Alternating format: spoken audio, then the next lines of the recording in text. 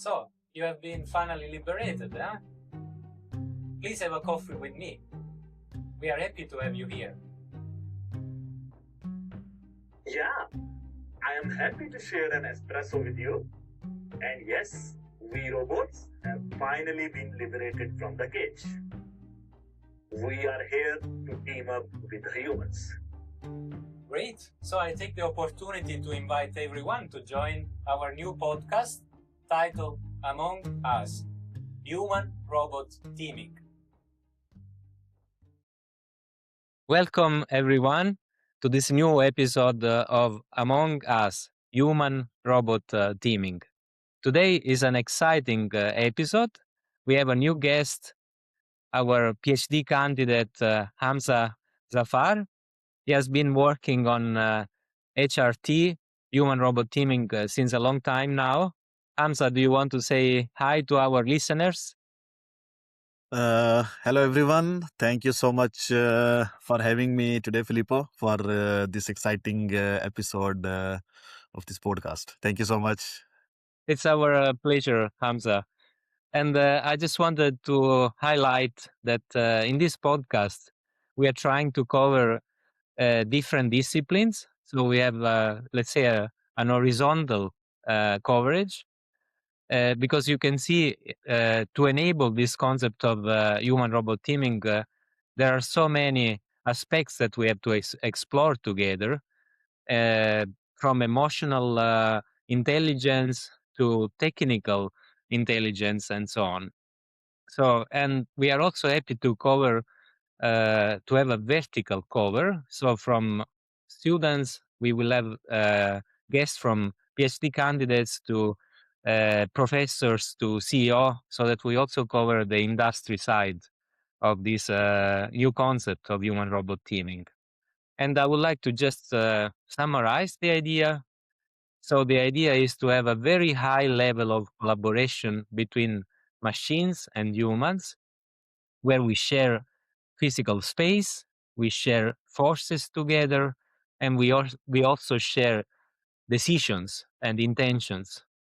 And to enable this new paradigm, new concept of collaboration, we believe that we need essentially three elements.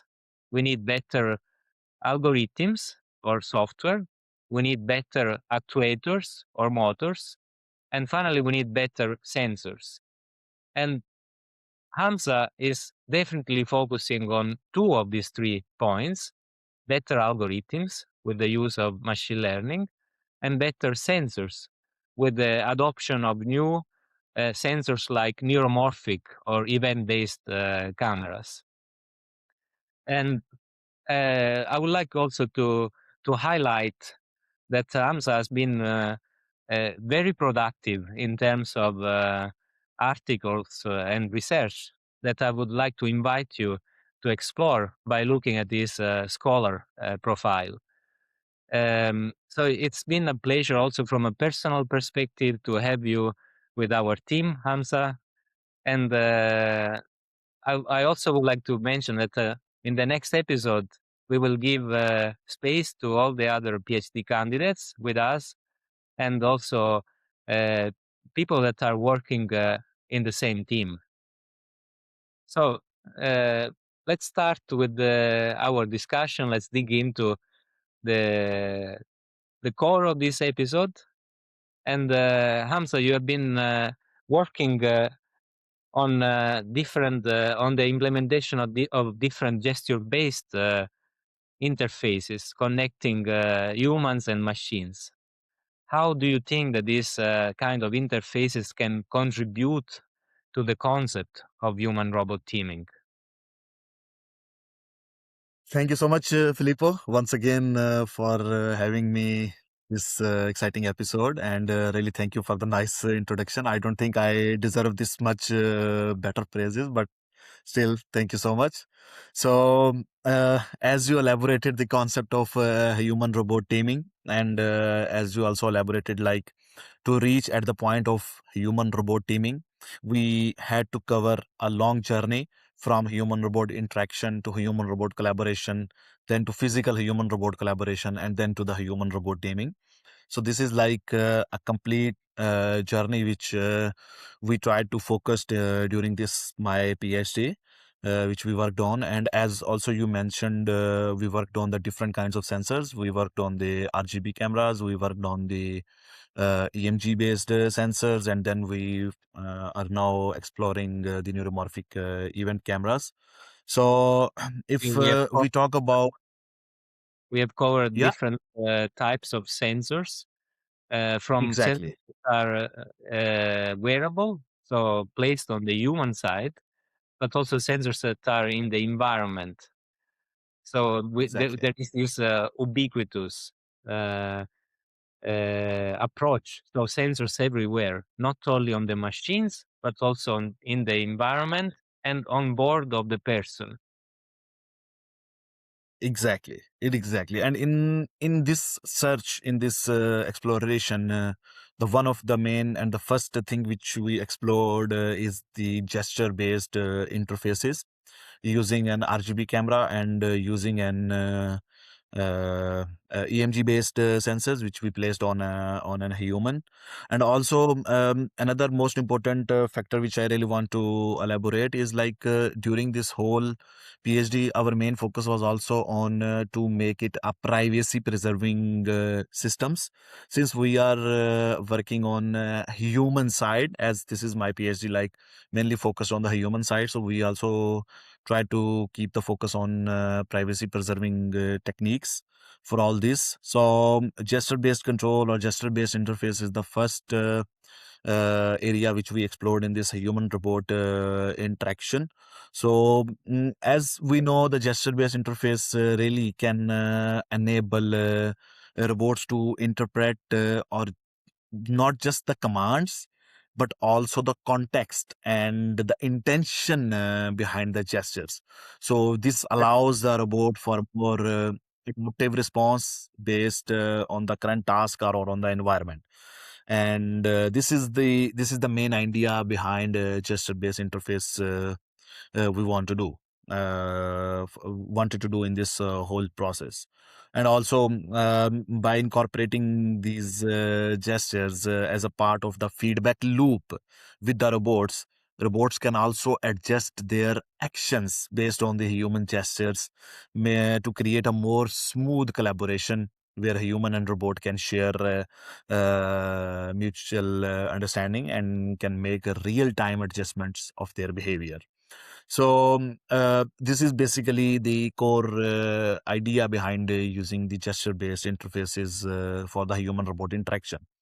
And also, as I mentioned at the start, that we are also focusing on the privacy-preserving concept. So for the wearable sensors like the EMG, we also developed some federated learning techniques which we can use for keeping the data on the edge and training the models, and then use the model machine learning model for the testing.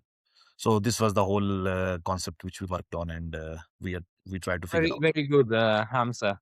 So basically, if we would kind of differentiate the new gesture-based interfaces for human-robot teaming compared to previous ones, so we could say that the standard ones, like the traditional ones that were used until human-robot interaction and collaboration, were only focused on what is happening right now, while the interfaces that you are building are actually going to do predictions. What is the intention? Exactly, They are more context aware than the ones we Ex- used to build before traditionally. So that's very, very exactly, interesting. And also the I and like also aspect of privacy preserving, because that's very, very important when we are talking about this very close sense of collaboration between humans and machines. It's very intimate. We are sharing very important data that belong to the human. And with the use of better algorithms like the ones you're working on, you mentioned federated learning, we are able to keep the data locally. We are not sending the data to the cloud. And in this exactly, way, we are able to preserve the human uh, uh, from an ethical perspective and also from a privacy perspective. So this is really interesting, Hamza. To add on is like we are now also working on developing these gestures or actions recognition using a neuromorphic event camera, which maybe we will discuss later in the podcast. So yeah, so this also enables us to have the more privacy in terms of the human's description and everything, and it makes it very fast. And the previous works, as you mentioned, we are doing on the prediction, and we want to make it as fast as possible so that robot can adopt in less time and for more smooth collaboration. Yeah. Very good. So yes, because we are that close from a physical point of view that we need to have a real time tracking of the limbs, the upper limbs, and the hands of the human. And this is Exactly. also a connecting point with another ongoing PhD work uh, that is currently undertaken by Evan Langas. He's instead focusing on the overall tracking of humans, the entire body, while you are zooming in to the hands and upper limbs of the human. So this is very, very interesting.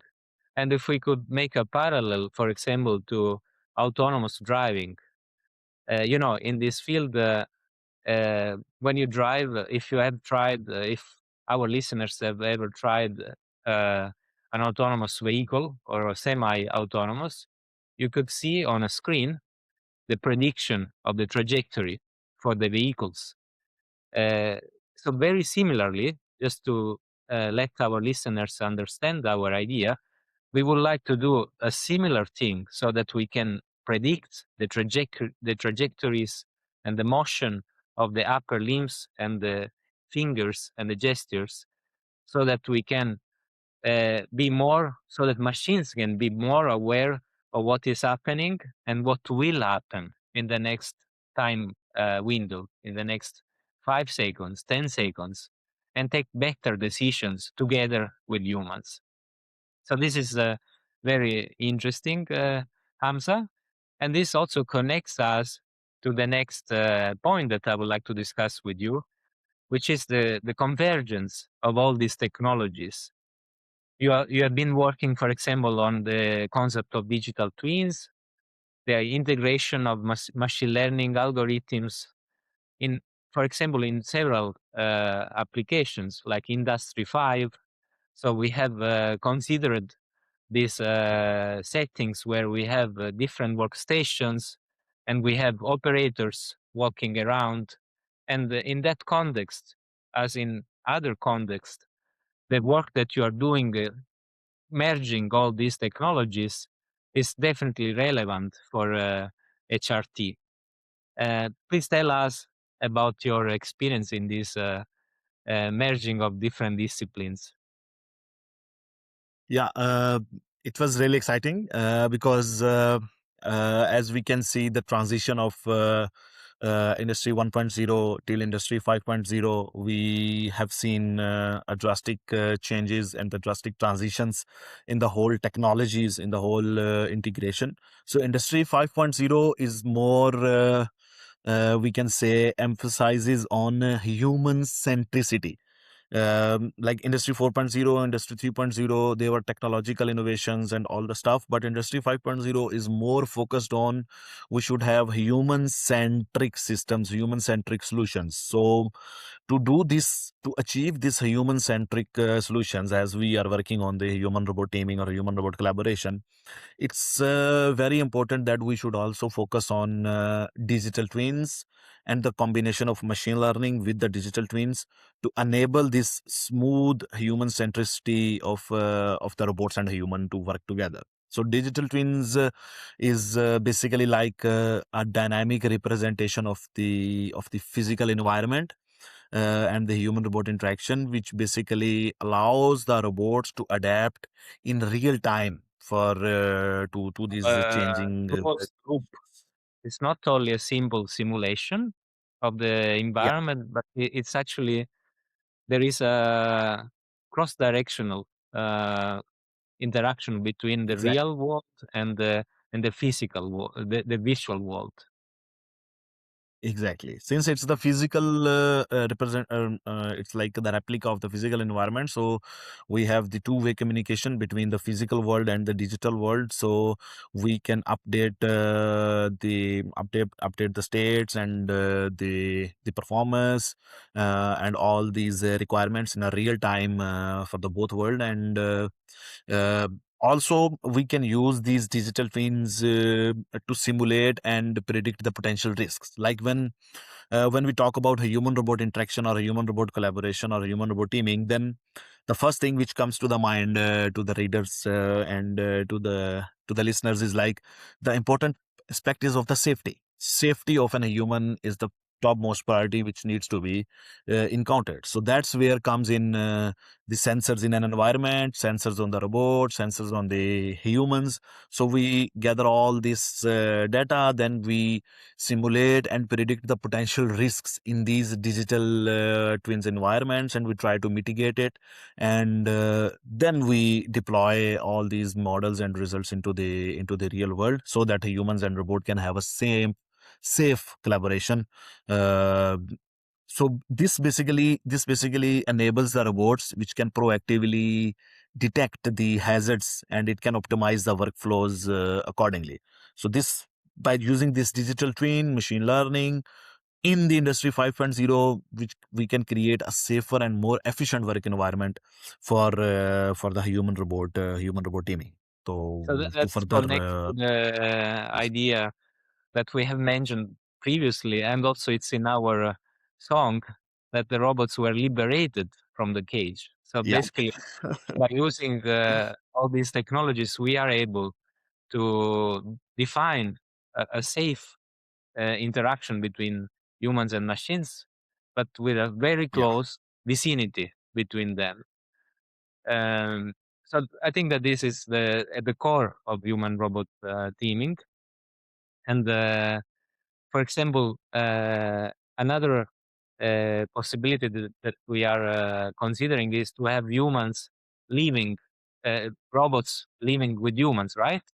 Especially in Yeah. Norway, we have elderly people, we have a very aging population, right? So we will have robots living with humans, and in that perspective, we need to make sure that this coexistence is safe. Uh, Yeah. So when we talk about this, as you mentioned, it's a very good point. As especially in Norway, as this elderly age people they are rising. So we are working on developing these systems so that robot can safely live with the human and can interact and help the humans, take care of the humans. So that's where when you think about, okay, if the robot is assisting a human and helping a human and living in with a human, then all these perspectives which we talked about in the previous 2 points, it comes to the mind, like the safety, privacy, and it has to be efficient, it has to be more adaptive and more safe. So all these terms automatically connects when you thought of the real world experience or the real world application which we just discussed. So it's an important thing to have all of this together into the systems which we are developing. Very, very good, Hamza. And I actually would like to share with our listeners, the ones that are not watching the video probably, that Hamza today has suited up. So it's not very often that I see Hamza so elegant. It's nice to see him smiling and all suited up. And also, I noticed that he's using a lot of gestures, more like an Italian. So it's good to see. And when you are living with an Italian or you are doing a PhD under an Italian, then you adopt some of the good things. Good, good. Yeah. So my next point would be like a continuation of this journey that we are discussing together. So we talked about sharing space, sharing forces, sharing decisions, being safe, and also privacy preserving and ethical. And when it comes to such a kind of interaction, especially with this coexistence of humans and machines, we're also starting, you are also starting to explore the idea of emotion prediction. So what are the mood, what is the mood or the current emotional status of humans while interacting and collaborating so closely with machines? Do you want to tell us a little bit more about this? Yeah, it's really good question. I love it that you brought this question, because this is really a continuation of the whole talk which we just discussed. Like, when, as you mentioned, when the humans and robots are going to work together, and the robots are going to assist the humans in the daily life, or in the industrial setups, or in the hospital setups. You can think of any application. Then one of the most and important aspect is the human emotions that has to be understood, that has to be interpreted correctly, so that robot can intervene, and it can help the human in this perspective. Like, for example, if human and robot are like emotions, just to be said, emotions is not only just like the human is sad or happy. We are also considering about if there is a stress situation or there is a fatigue, because when the human and robot are working together, like in an industrial setup, and there are sensors on a human which can, using the machine learning, we can detect if a human is having a fatigue or having a stress. Then the robot should take more control, and it should keep the task, is like more adaptive, as compared to the previous steps what was happening. So the robot can help the human to change this scenario, or you can say, if the worker is stressed, the robot could adjust its behavior to provide more support, and maybe reduce its speed to prevent overwhelming the operator, to have a more smooth human-centric collaboration. And recognizing and responding to these emotions also contribute to the safety in high stress environment. That's where robot can detect the signs of fatigue, frustration, or anxiety in a human teammate, and can intervene to prevent errors or any kind of an accidents which could happen. Ve- So this is an important Interesting, aspect which Hamza. needs to be And it addressed. also connects to our previous episode that was in titled. It was focused on emotional intelligence, and Yeah. our previous guest, Christina Brasi, was mostly looking at non-verbal uh, interpretations of emotion, while Hamza is mostly focused on physiological signs.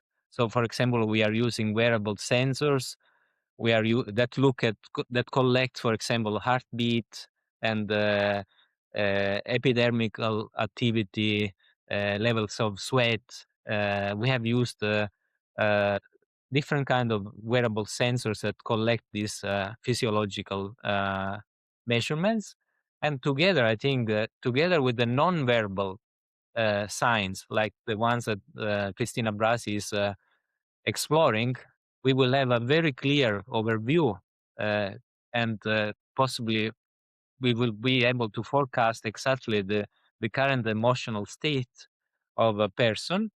And as you said, Hamza, we can then adapt. We can have a very adaptive, for example, production line. We don't need to stop the production if a person is not feeling well, but we just lower the speed of the robots. We can, for example, take care of working on a different area of the workspace, and continuously adapt the production to the current mood of the person, or to the current emotional state of the person.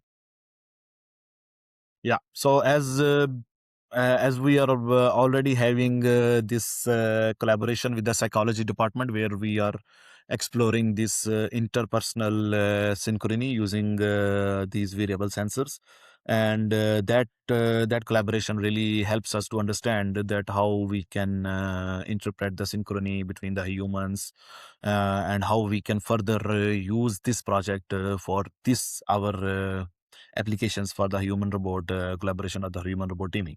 So that was a really nice collaboration which we are having right now, and it's really helps us to understand this perspective of this field. Yeah. Very good, Hamza. I have to be honest. Like when we started working at human robot teaming, I would never even expect that one day, we would sit with psychologists and explore these kind of aspects. So we have really understood that there is work for several years, at least until I will retire, and collaboration with several disciplines and several and many of our colleagues and our friends can help us to explore these possibilities. It's all about as I always say, it's all about the collaboration. It's always we in a team. When we talk about when we want to achieve some goal, then we have to be open. We have to talk to the different experts. We are not expert in every field, unfortunately, and it's a truth. We are not expert in everything. So when we have an idea, we have anything, then we go to the people and then it's like, okay, this is what we have, what you suggest, and that's really good thing that the people are really good, and they're really helpful, and they are really having a collaboration with us in this all perspective. Yeah, it's really good.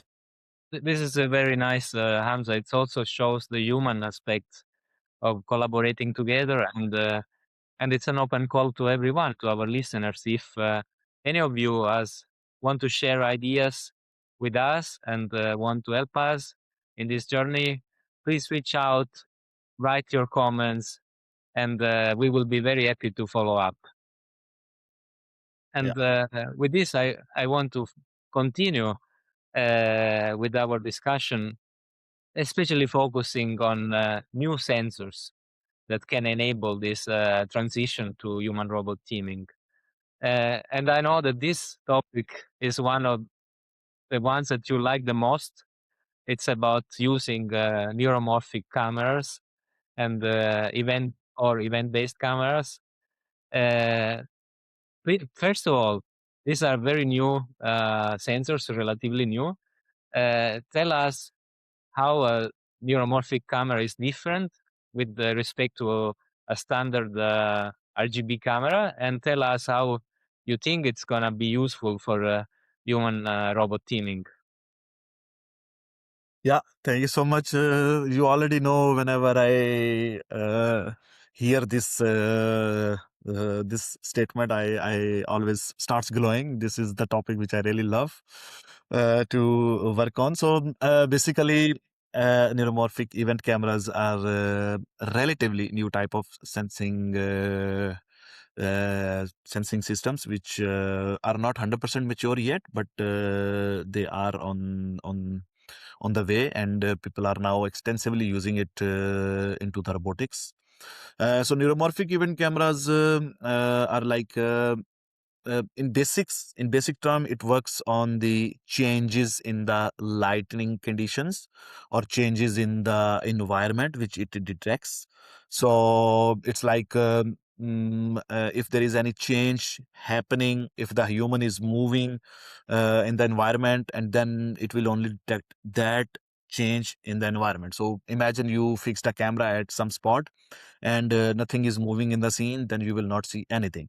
But if there is sudden change in the humans, and the human is moving or doing any actions, then it will show only those changes in the environment. It will show what kind of actions are happening, and this is very very good in a sense, because we can achieve very high frames per second using this event camera, and the data is very low bandwidth data which we have, because there are only on and off changes which are happening. So instead in of the neuromorphic event capturing the entire frame of pixels, you are only capturing the changing ones. So very exactly. low data in terms of quantity, and this is very good for from a computational perspective. Exactly. As uh, especially when we talk about the human robot collaboration, and when we talk about the human perspective, even if it's in healthcare, even if it's in industrial setup, or wherever you think of an application, so then these are a very good systems, in terms that you cannot see the identity of a person, you cannot see the face, and also the data is very low, so you can develop the models which are quite fast, and you can deploy in the edge devices, and it can give you the onboard decision making very fast. So this really exciting this was really an exciting opportunity which we worked on for the last 1.5 year, and especially when we talk about human robot teaming, then when we are talking about the human perspective, then we have to understand the human's intentions, the human's actions, what is the human doing very fast. So if we want to do it very fast, then this is something which RGB camera or a thermal camera cannot give us, due to the limitations of their frames per second, and also the limitation of their computational power. So now, as we have explored, and also if you look at the works which we published, and we have shown that event cameras can be used for the human robot collaboration in much better way, and it can really gives a new possibilities for the human robot interaction and teaming, from visual based emotions recognitions to the actions recognitions, intentions predictions, human pose estimation, which you can do at a very high speed, and on a very low device, edge device, which you can perform. So this is really exciting, which we have explored. Yeah, this is maybe I I'm like around 99% sure this is the first one we are exploring these event cameras, especially for the human robot collaboration perspective. So that's also really nice, and I'm very happy that maybe in the future we will be the pioneers to explore this field of a human robot teaming, a human robot collaboration using an event cameras. Yeah, it's really nice.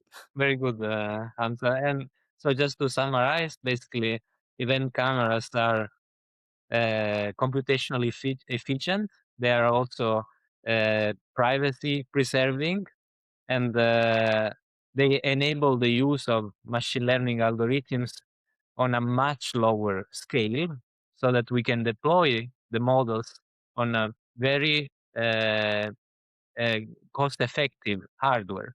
So we don't need to send the data to the cloud. We can keep the data locally and run our algorithms on a very low cost hardware platform that can be, for example, on board of the person. Uh, so it stays in your pocket. It's there. You have full control, and all the let's say um, computation is happening right there. So I think this is very exciting. We will add all the relevant publications as links in the description of the podcast, so that everyone can dig into the details. And with this, I just take really the opportunity to thank you, Hamza, for taking your time Thank you. to join our podcast. Would you like to say a few words as a conclusion? Thank you so much. I want to keep it non-technical. So thank you so much, Filippo. Thank you so much, everyone who is listening this podcast. And we would love to hear from you if there is any potential collaborations we can work on, potential different topics we can work on, and it will be really helpful for us. And we can really learn new things. We learn new things every day. So yeah, thank you so much, Filippo. I own you a coffee. Uh, we have recorded this podcast remotely, and that's Yeah. why sometimes, because of the delays in the connection, we might be overlapping, but we tried our best to make it as natural as possible. And this is the format of Among Us, human robot teaming. And we would like to keep this podcast as much as possible as a natural conversation and open to everyone. And with this, we look forward to the next episode. I take the opportunity to thank you, everyone. Before we close, I would like to reply to one comment. I picked one comment from the few we received so far. One person asked me, in the intro, you show that you are pouring coffee into a cup for the robot. Shouldn't be the robot doing that for the human? And I think that this is a very good question. Like normally, we have seen robots serving humans, but with human robot teaming, we are actually trying to reverse this concept. It might be at some point that decisions are shared and also actions are shared. It might be that for some specific tasks, it's a human that has to I would not say serve, but at least convey tasks to the machine so that the machine can learn and can benefit from that action. So that's why we have actually it was a provocative way to trigger this kind of comments. So thank you again for everyone, and keep sending us your feedback. We look forward to the next episode. Bye Thank bye. you so much.